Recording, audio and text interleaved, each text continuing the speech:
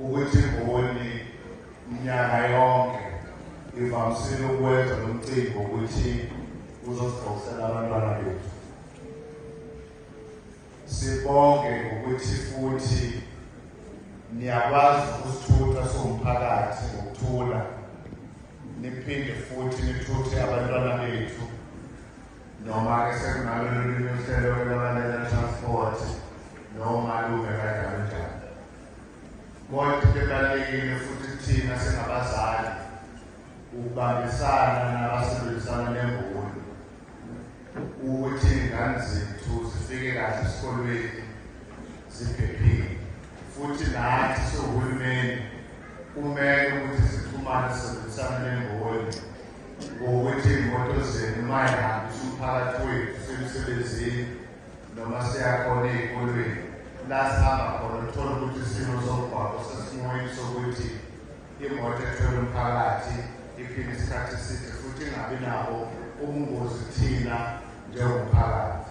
So lezi nhlaka zonke zibalulekile ekuthenini esikhulise umntwana. Nokuthi-ke abantwana emphathohlelo ngiyanifisela nina nabantu abami ukuthi njengoba nizobathiswa namhlanje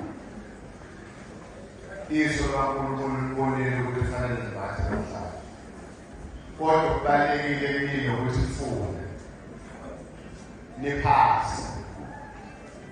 Nithi uma seniphasile niye emazingeni aphezulu emfundo ukuze nibe izinto kusasa. Obaba laba bemboni besanithapha njengoba bezonibhokisi, hhayi ngoba befuna ukuba njani noma befuna ukuwa, kodwa they-investing bayatshala kunina ukuthi kusasa lomntwana iyodokotela, kusasa lomntwana iyokumela ley'tethisi. So kubalulekile abantu abami ukuthi lezi zinto ezizophiwa zona niy'thathe kuyisimbolo ukuthi nanoma yini umukhulu wazi ukuthi sakuqaphela kuyangibathisa ngokuthi ngiqinisekise ukuthi ngiyofunda ngithole futhi imfundo. Niyiphathe kahle, ningayigibeli iy'moto ezimele emgwaqeni sithi umuntu uyakwazi uyamazi uma wakho, uyamazi ubaba wakho, ngoba isimo sanamhlanje sisaphephile.